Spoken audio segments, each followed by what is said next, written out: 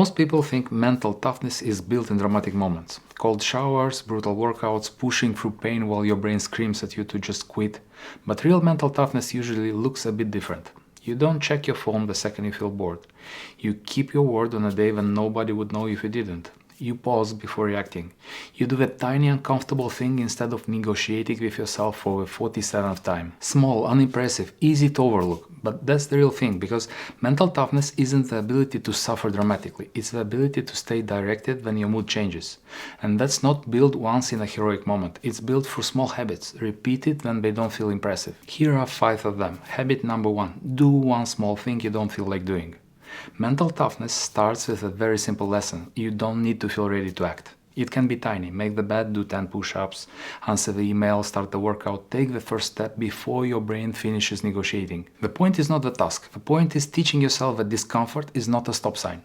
Every time you act before comfort gives you permission, you update your self-image. I am someone who moves even when there is resistance. Do it enough times and discomfort stops being a reason to wait. Habit number 2. Pause before reacting.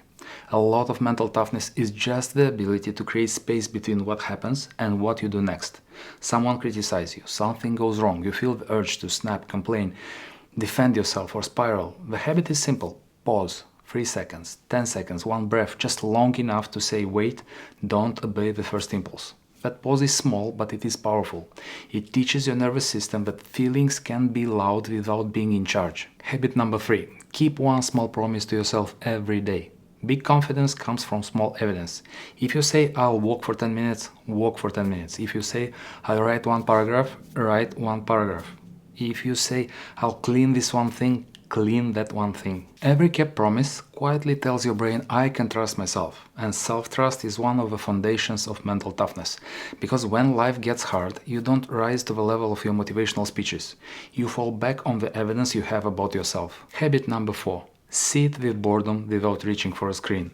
This one sounds small, but it is huge, because if you cannot tolerate 3 minutes of boredom, you will negotiate away from almost anything difficult.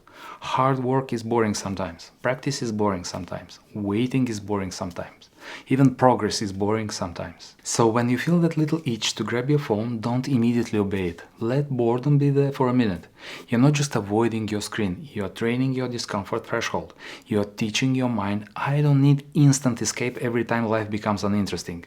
And that is the foundation of sustained effort. Habit number 5. Reframe problems as training. Mentally tough people don't necessarily have easier lives. They just have a different question. Instead of only asking, why is this happening to me? They learn to ask, what is this training in me?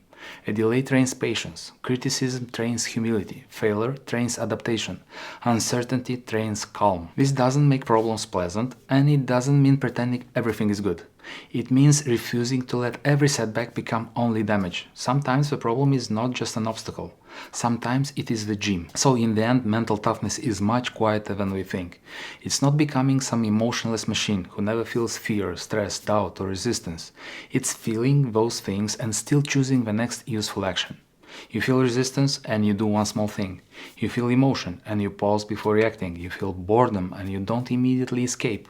You make a tiny promise and you keep it. You face a problem and you ask, what is this training in me? That's how toughness is built. Not in one dramatic transformation, but in small, almost invisible moments where you prove my mood can change and I can still stay directed. And over time, those moments add up and you become someone who doesn't need life to be easy in order to keep moving.